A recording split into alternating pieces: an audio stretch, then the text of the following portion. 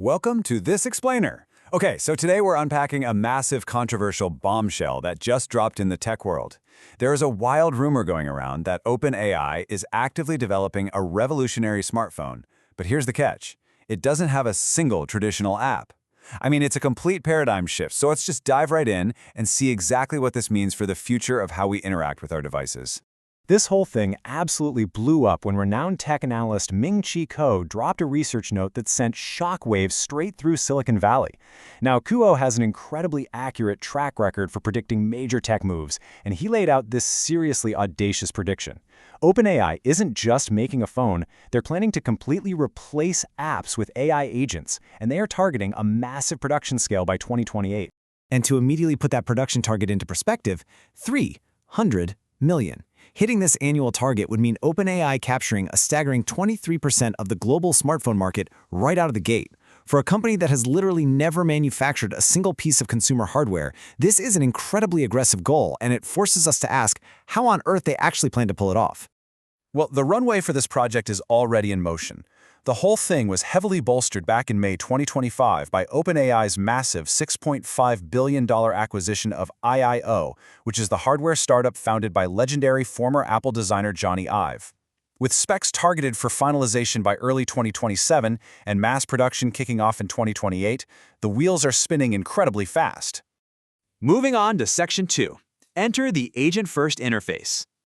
To really get this, we need to look beyond the hardware and focus on the software philosophy driving it. At the core of this ambitious vision is something called agentic computing.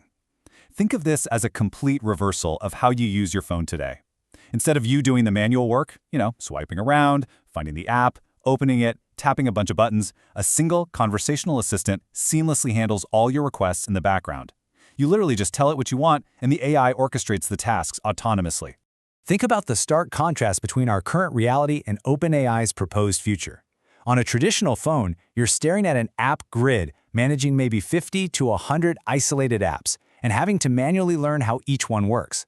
The OpenAI phone completely flips the script. It envisions a centralized conversational interface with zero installed apps, where the AI actually learns your habits automatically rather than you having to learn the software.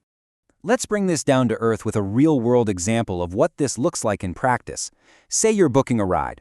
Instead of you opening Uber, then tabbing over to your calendar, and then checking a weather app to see if you need an umbrella, the AI agent autonomously executes all of these interconnected steps from a single voice prompt.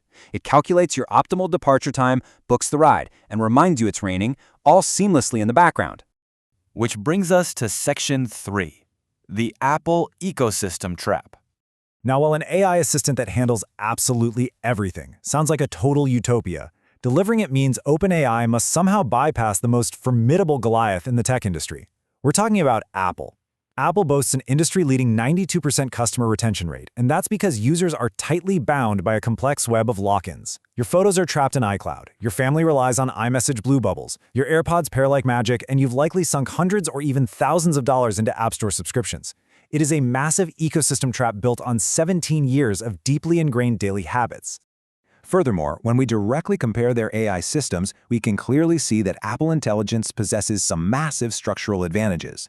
Apple processes data primarily on-device using its neural engine, which gives it top-tier privacy. Plus, it has complete system-level integration and access to 1.8 million existing apps. OpenAI, on the other hand, would be starting entirely from scratch, relying on cloud servers, which definitely raises some privacy concerns for everyday users. So this is the absolute make-or-break unique selling proposition that OpenAI has to answer. If ChatGPT is already functioning as a free, highly capable app on the iPhone or Android you currently own, what is the compelling reason to completely abandon your deeply entrenched digital life and buy an entirely separate OpenAI device? Let's move into Section 4, the 300 million unit fantasy. Let's step away from the software theory for just a second and take a grounded, data-backed reality check. Looking at the current 1.3 billion unit smartphone market, it is heavily dominated by entrenched giants. Industry titans like Samsung and Apple command 21% and 18% respectively. And remember, these companies achieved these numbers after decades of relentless iteration, building massive global supply chains and spending billions on marketing. Therefore, achieving OpenAI's goal of 300 million units would require a day-one entrant, a company with absolutely zero experience in manufacturing, logistics, or global retail distribution, to instantly capture a 23% global market share. They would have to immediately dethrone the biggest and most successful hardware companies on Earth. Section 5. The verdict on OpenAI's gamble. To truly grasp the gravity of this uphill battle and why so many analysts are super skeptical, we have to look back at the ghosts of smartphones past. History shows us over and over that immense capital and existing software dominance simply do not guarantee hardware survival. Amazon had massive resources, but the Fire Phone was a monumental flop, selling just 35,000 units. Microsoft spent billions on Windows Phone and barely made a dent, peaking at a 3% market share. Even Facebook, with over 1 billion active users at the time, couldn't translate that software dominance into hardware sales. The smartphone graveyard is vast, folks. A huge reason for those historical failures highlights the fatal developer trap. It's the classic chicken and egg scenario. Even a genius AI agent needs third-party APIs to actually function, right? It needs permission to talk to Uber or Spotify or your bank.